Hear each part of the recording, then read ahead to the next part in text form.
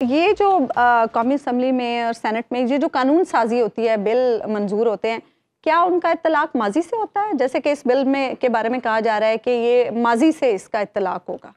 एक तो हमारे दस्तूर में खुद जो आर्टिकल 6 है वो मुअस्सर ब माजी है। आर्टिकल 6 वो है कि जिसमें अगर दस्तूर को तोड़ा जाए, एब्रोगेट किया जाए या कुछ भी दस्तूर को तोड़ा मरोड़ा जाए और ऐसी किसी कोशिश में मुलव्वस हुआ जाए तो उसका इतलाक मुअस्सर ब माजी होगा। दस्तूर 1973 में बना था लेकिन उसका इतलाक 1958 से होगा। अच्छा। क्योंकि 1958 में पहली बार हमारा दस्तूर टूटा था। ठीक।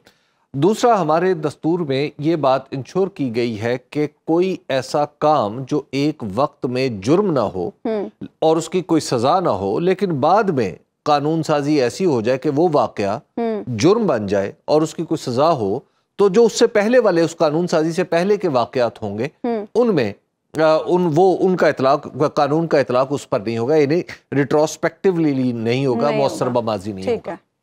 अब अलबत्ता पार्लियामेंट के पास ये गुंजाइश ज़रूर मौजूद है कि वो किसी कानून को बाज़ औक़ात ब्रिज करने के लिए वो मुअस्सर ब माजी कर सकती है। जैसे आपने देखा होगा कई दफ़ा टैक्स के जो कवानीन बनते हैं उसमें बताया जाता है कि इसका इतलाक इस फाइनेंशियल ईयर के फलां जगह से हो जाए। जी।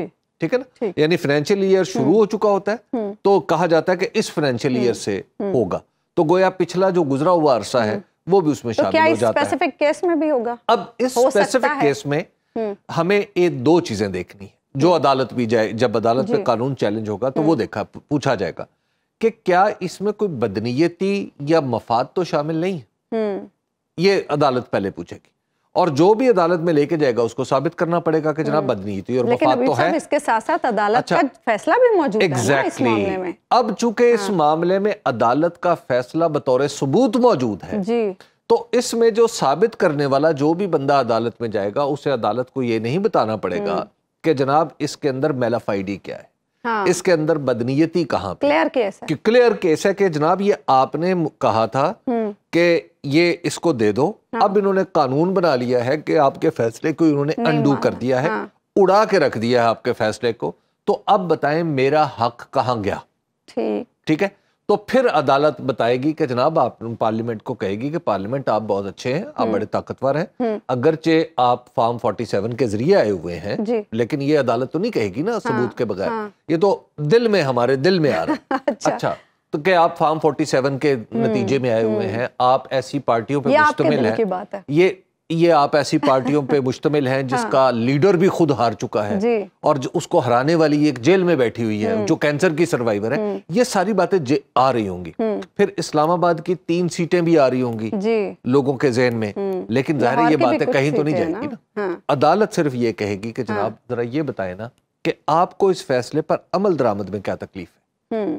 तो अदालत इस कानून साजी को स्ट्राइक डाउन कर सकती है? नहीं, उससे पहले अदालत बुलाएगी एक और शख्स को, वो होगा कोई प्रोबेबली इलेक्शन कमीशन से। अच्छा, उसे कहेगी अदालत के जनाब इलेक्शन कमीशन साहब आप जरा ये बताएं ना कि आपको हमने फैसला भेजा, आपने चीफ जस्टिस काजी फायज ईसा का फैसला मान लिया, अदालत का फैसला नहीं माना, ये क्या बात हुई? तो फिर वो कहेंगे बेचारा तो फंस जाएगा ना, एक तरफ हुकूमत कानून साजी कर रही है, दूसरी तरफ इलेक्शन कमीशन को ये बताना है। तो देखिए इलेक्शन कमीशन ने जो किया है, हाँ, उन्होंने वो फैसला जिस पे जस्टिस काजी फायज ईसा ने स्वाद किया है, हाँ, यानी उसके साथ अग्री किया है, उस फैसले को मान के कागज वागज अपने सीधे कर लिए, अदालती फैसला नहीं माना। चीफ जस्टिस, और चीफ जस्टिस जब अदालत में बैठा हो तो उसकी हैसियत सिर्फ एक जज की होती है। अच्छा, ठीक है, इससे ज्यादा या तो वो प्रिजाइडिंग अफसर हो सकता है, लेकिन वो जज की हैसियत में बाकी सब जजों के बराबर है, इसलिए ब्रदर जजेस कहा जाता है। ठीक। तो अब जो जजेस, अब तो माशाल्लाह सिस्टर जजेस भी है ना, हाँ, तो अब जो जजेस हैं वो एक जज का फैसला आपने माना है, तो आपने इलेक्शन कमीशन ने सीधा सीधा, टू माई अंडरस्टैंडिंग, अदालत को पहले इलेक्शन कमीशन ने चैलेंज किया। अदालत ने चैलेंज करना तो बहुत छोटी बात है, उन्होंने फैसला उठा के यूं मारा। अच्छा जी, तो एक तो ये बात है कि सबसे पहले तो इलेक्शन कमीशन से पूछा जाएगा, हाँ जी आपको हुक्म दिए गए थे ना, पार्लियामेंट को तो नहीं हुक्म दिया था। लेकिन वो उसमें ये भी अभी सब बात की जा रही है ना कि तफसीली फैसला नहीं आया। तफसीली फैसले से इलेक्शन कमीशन को क्या प्रॉब्लम? इलेक्शन कमीशन भी तो कुछ चीजों की क्लैरिटी के लिए अब कोई जरूरत नहीं भाई, इलेक्शन कमीशन लिख के देगा ना वहां पे, तब है ना बात। भाई ऑर्डर पहले इसीलिए आता है ना, ऑर्डर तो दवाई है कि मरीज मर रहा है, ये इसको फौरी तौर पे दवाई दो। शॉर्ट ऑर्डर तो आ गया, जो तफसीली फैसला है वो तो एक बाद की चीज है। तफसीली फैसला नहीं आया लेकिन इख्तलाफी नोट भी तो आ गए ना। अच्छा, ये भी पाकिस्तान की हुकूमत ऐसे भी तो बुनियाद, ये भी पाकिस्तान की तारीख में एक पहला ही मौका है कि इख्तलाफी नोट पहले आ गया है।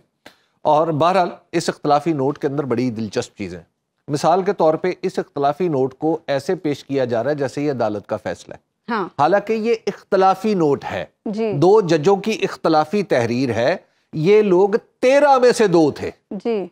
यानी ये अक्सरियत में भी नहीं है, इनके लिखे हुए ऑर्डर की एक थ्योरेटिकल अहमियत तो हो सकती है, लेकिन इससे ज्यादा कुछ नहीं है। अच्छा, अब उन्होंने काम कमाल किया कि उन्होंने फैसला इख्तलाफी नोट लिख दिया। अच्छा, इख्तलाफी नोट भी बड़ी दिलचस्प है।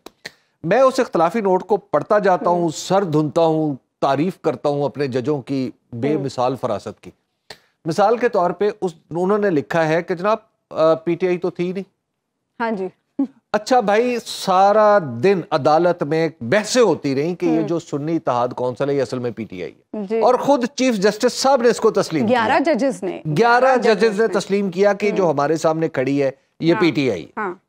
अच्छा, आपने नहीं माना, चले ना माने। उसके बाद आपने कहा जी कि जो पीटीआई थी वो तो फरीक ही नहीं थी। अब पहला नुक्ता यानी पीटीआई फरीक नहीं थी, और साथ कह रहे हैं कि सुन्नी इत्तेहाद कौंसिल ने भी नहीं सीटें मांगी, उसको मिल नहीं सकती। अच्छा जी, फिर कौन था आपके सामने खड़ा हुआ?